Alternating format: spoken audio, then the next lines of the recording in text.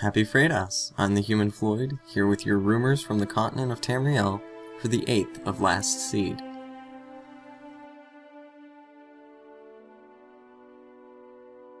A large invasion force on Canarthy's Roost was caught by surprise when the Ebonheart Pact struck preemptively.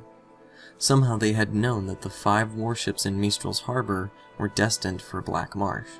A squad of Argonians struck the docks, managing to burn the flagship before they were all captured, killed, or routed.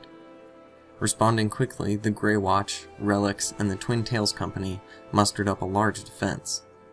Although the Temple of the Crescent Moon was sacked and many slain, the town itself was saved by the cleverness of Khajiit. The Pact forces were lured onto a rope bridge, which was then set ablaze and cut down. The remaining Pact forces fled back to the temple and into a portal, retreating the island. The Ebonheart Pact commander's head, and the heads of many other Argonians, Dunmer, and Nords, now line the cliffs outside of Mistral on pikes. Several farms were burned, and many innocents were slain by the bloodthirsty invaders.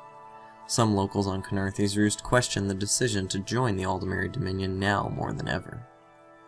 Regardless, the island is saved, and the 4 warships remain. Although the invasion may be delayed, it is certain to be fierce and swift when the time comes.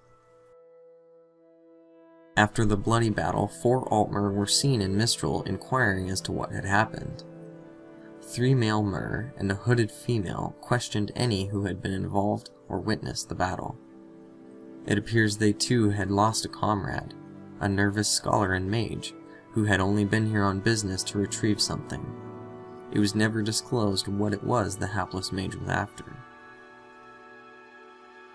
Some leaflets might be found scattered on the shores of Canarthy's Roost, beneath a goblet or between the pages of a most favored tome.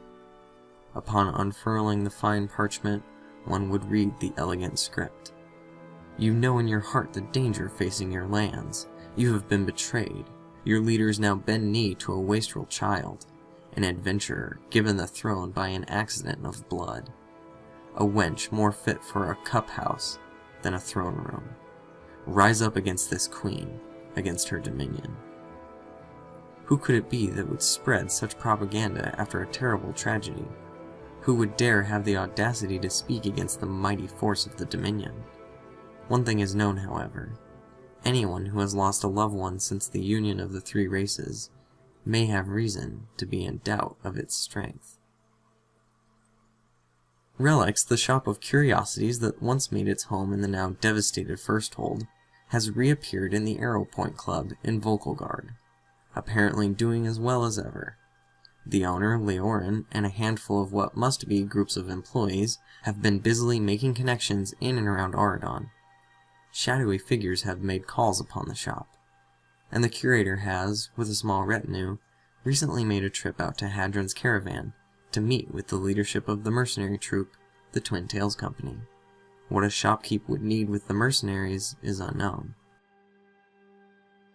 There stands a lone tower on the road between Dawnbreak and the College of Aldemary Propriety in Auradon.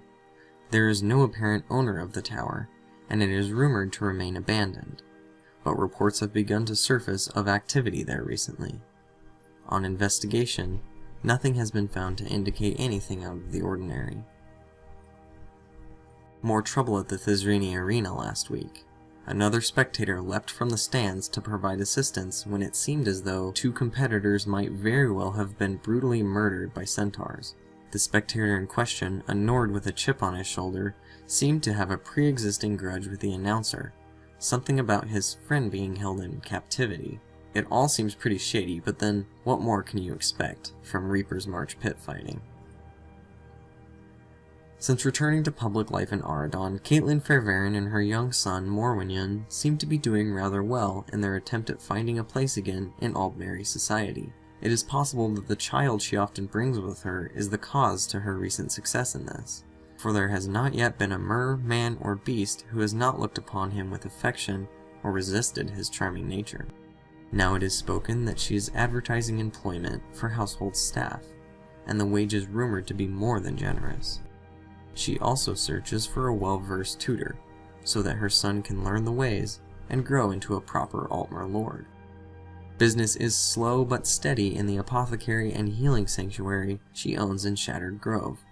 Visitors are a variety of Altmer and others, supposedly even an orc who has been sighted in the area twice, seeking advice from the young, gentle-natured healer. Word begins to circulate around Vocal Guard that an Altmer with heavy burns on the left side of his face and an eye patch apparently burst from a crate he had been stowing away in, scaring a dock worker who was about to check the crate before running off into the night. Normally this wouldn't be very gossip-worthy, except for one detail. The guard that was alerted went looking for the Mer, finding him at the Salted Wings Tavern. Though he didn't have too long to study him, he swears that his appearance matches that of Halion Elsinore, former captain in the Aldmeri Navy that was convicted of treason, Daedra worship, and the murder of half his crew. He was to be executed in First Hold nearly 30 years ago, but managed to escape before they could. Beyond the King's Keep there have been whispers. Rumor has it that in Glenumbra, a Redguard, outcasted for her taboo use of dark magic, has been gathering a brigade of hunters. The Redguard has been seen frequenting shrines of Hircine, obviously a Daedra worshipper. As the rumors float, this mysterious woman becomes more and more peculiar. She works alongside the Daedric Prince's sacred hounds, and has been known to hunt and kill them as well. With the recent werewolf controversy in Daggerfall, this tidbit could be particularly useful, as some people claim that she is a werewolf herself, who is gathering a pack of monsters to feed on the meek and innocent, while others may say that her hunt is comprised of monsters that others claim she has allied herself with. The Mages Guild is abuzz that Caden Astarios has been seeking apprentices, though the complete history of the man can be contradicting and ambiguous, even in terms of his race. Some say that he is a Breton, others that he is a High Elf. He is respected as an extremely powerful mage, whose studies of the arcane arts are amazingly relevant and almost groundbreaking. These rumors could perhaps trickle out of the Mages Guild, some so excited and curious as to what this powerful arcanist has planned, others dripping with a bit of haughtiness and again ire, as his complete interest is not dedicated to the Mages Guild itself. Does the champion of Stendar have something bigger planned? Rumor has it that he joined some sort of secret order and is pulling his apprentices from their pool of new members. An odd assortment of wanderers has been seen lurking the sands of Bergama. A tower has been constructed, which is said to be home to an enclave of men and women of all races. During the depths of the night, shouts and rattling metals can be heard. Flashing of incandescent lights often beam from the crystallized windows of this tower, and it is as if a war is being waged within its very walls.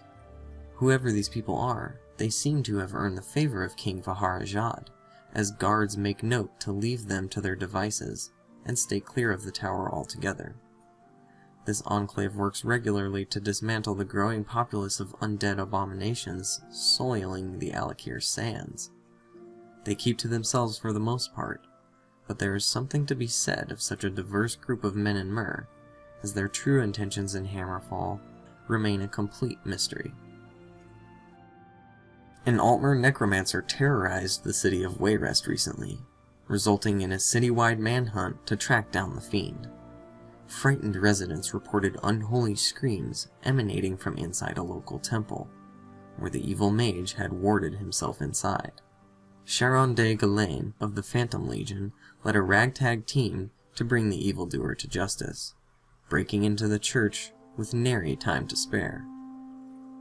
Unfortunately, despite the best efforts of the brave volunteers who sought to end the madness, the necromancer was able to complete a ritual, granting him ascension into lichdom after death, or so claimed various witnesses. The lives of many faithful were sacrificed in his desperate bid for power. Survivors saw to it that the bodies were sanctified and buried with Arkay's blessings, to prevent any further misdeeds on the part of those who dishonor the dead. An Imperial priest arrived in Wayrest by boat a few days ago, coincidentally early the next morning after the necromancer's attack. He has taken a leadership position at reorganizing the Temple of the Divines due to the disturbance. He continues to settle those still frightened and nervous of the supposed lich, and advises of RK's undying nature of repelling such abominations. Additionally, he takes daily strolls through the town to offer blessings and comfort to any who ask. He offers a non-judgmental ear at all times of the day in the temple to any who wish to speak of their troubles or just speak their mind. He says, "All are welcome to come meet me, regardless of race, and even if one does not worship the divines. No one will be turned away. We must repent and do good deeds in these dark times." From Falkreath to Bergama, many tell tales of an ignoble Redguard who supposedly loots graves and murders imperial nobles. It is said that he has Breton ancestry, and some accuse him of being the son of a group of necromancers. The surprise attack on Khenarthi's Roost was largely a failure for the Ebonheart Pact. The Dominion invasion force was large and more prepared than anyone had predicted.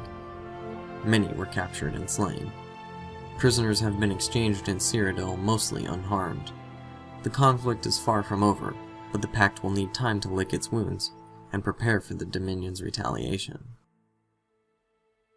It is said by some that the Dunmer Lord Lathalis Rethel has gone missing while traveling between Stonefalls and the Rift.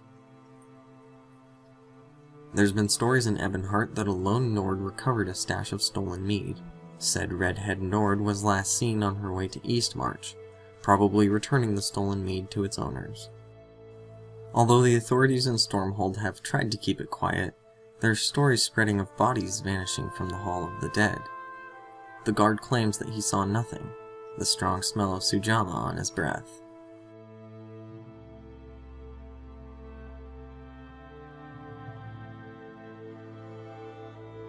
Although there are many conflicting reports, it seems that a mage burned several people to death and almost caught the Cloudy Dregs Inn on fire. Some say that his actions were intentional. Others claim it was a magic show gone wrong. The City Watch, ever under scrutiny in Wayrest, was said to have done nothing but stand outside and watch. Others say they hauled the mage away. It seems only those who witnessed the events with their own eyes truly know what happened. Apparently, there's a wandering Altmer in town who won't acknowledge man or mer, but seems content to have conversations with stone walls. The body of a Redguard woman, bruised and battered with a leather cord around her neck, washed up from the river recently. No one seems to know who she was. There's been a hooded mage with a pet monkey seen feeding the creature potions at the Mages Guild. It seems the strange experiments of the guild will never end. Now that the chaos of the Dregside crackdown has quieted down, some disturbing talk has slowly crept amongst the lower classes, carried by beggars and other unsavory types that pass between the slums and the inside of the city walls. They say that the guards brutally ousted the residents of Dregside from their homes, and beat any that stood in their way, cruelly and savagely. As if the swelling of their stockades wasn't evidence enough, the population of the slums seems to have drastically deteriorated in the past week. There's even horrifying talk that a man's skull was deliberately crushed underfoot when disputes broke out, and similar acts of brutality. The upper classes seem fairly pleased at the recent news, but those lower down on the Wayrest social status have become more than a little unsettled at this alleged behavior by their valiant protectors. The Imperials who claim to fight for King Emmerich have returned to town and set up a headquarters. Many are very suspicious of their neighbors from Cyrodiil. Who wouldn't be? An angry foreman at the docks was seen and heard shouting at the innkeeper, demanding to know where that lazy, no-good Redguard woman Teresa was. Turns out that she didn't show up at the docks for the last 2 ships that came in. Neither was she in her room. Sadly, she did not show up for the friendly sparring match today, and no message was left for the people she was supposed to meet. Theodore Harrow, the barkeep of the Cloudy Dregs Inn, was last night seen kicking over barrels of milk from the tavern, spilling them angrily into the sewers. He was also seen chucking any kind of dairy products away into the cart, leading off to the scrap heap. 2 more corpses were found early the other morning, having floated out from the sewers into the harbor. Both Breton men were dressed in dark leathers, and were partially eaten by rats. They would have died sometime the night before their discovery. Both corpses were carrying similar wounds, a knife wound in the armpit and down into the lung. One of the corpses also carried a note saying, "We know." Each body had a choke cord on their person. And that does it for the Rumors of Tamriel. Thank you all for watching, and don't forget to keep posting in the Rumor Mill threads. Peace.